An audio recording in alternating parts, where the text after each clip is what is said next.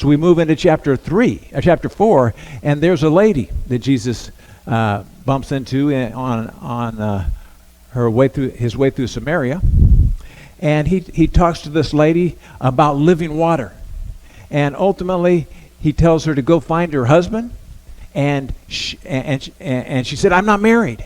And Jesus said, "That's right, you're not married. You've been married 5 times, and the guy you're living with is not your husband." He brought up probably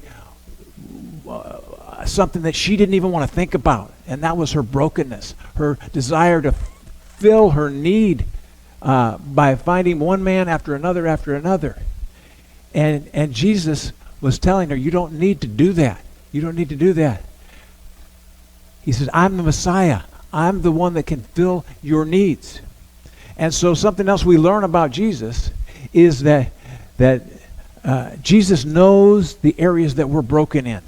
He knows the things that have happened to us in our lives, as well as the things that we've done in our lives that kind of hold us back from really living.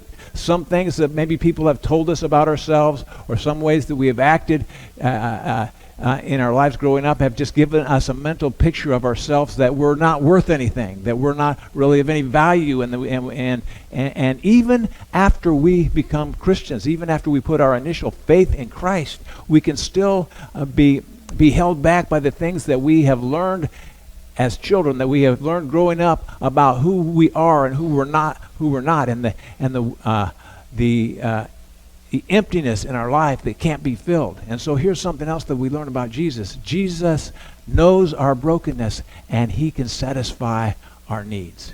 Jesus knows our brokenness, and he can satisfy our needs.